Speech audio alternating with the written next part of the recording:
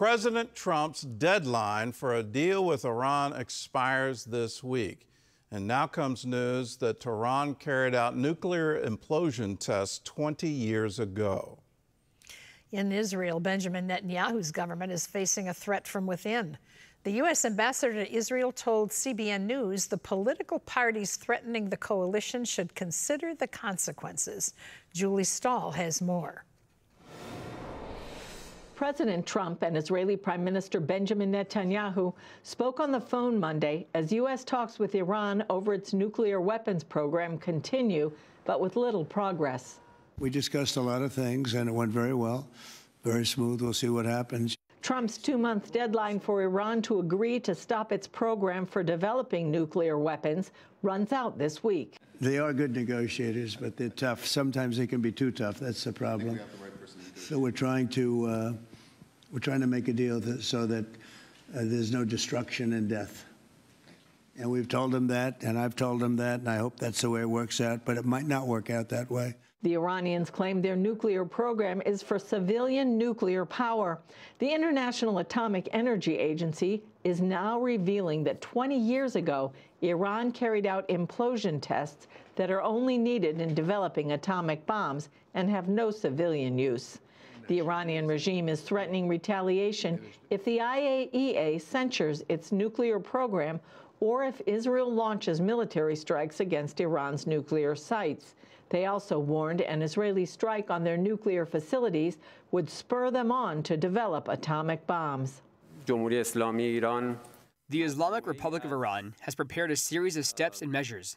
The other side is more or less aware of our capabilities and capacities in this regard. America's new ambassador to Israel, Mike Huckabee, told CBN News that Trump means what he says. I don't know that we take Iran at its word. They normally don't keep theirs very well in the 46 years that they've ruled that country. But I would take President Trump very seriously when he says they will not have a nuclear weapon. Israel is also facing trouble from within. Ultra-Orthodox parties of Netanyahu's ruling coalition are threatening to bring down the government. The issue is legislation that would force many ultra-Orthodox to serve in the military like the majority of young Israeli men. For decades, they've been exempt from military service by replacing it with religious study. Huckabee was pulled into the controversy when ultra-Orthodox parties asked to meet with him, sparking criticism from the opposition. He says both sides need to work out a plan, and it's not for the U.S. to intervene. However, a collapsed government would not look good. It would create an extraordinary sense of anxiety because it will be viewed as instability. In Gaza, some Palestinians continue to accuse Israeli troops of attacking Gazans seeking aid, but provide no evidence. Meanwhile, the new Israeli and American program to provide millions of meals to feed them continues. Israel has delivered over 1,200 truckloads in the last 2 weeks. Julie Stahl, CBN News, Jerusalem. Well, pray for Israel. If the government dissolves at this crucial point in time, it is incredibly bad news.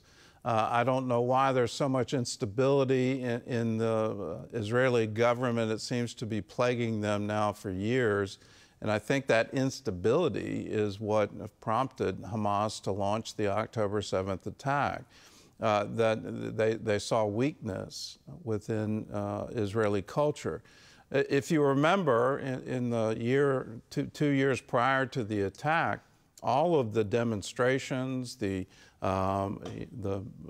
question about what is the authority of the Israeli Supreme Court, all of that occurring in the number of elections that they had to have in order to have a stable government.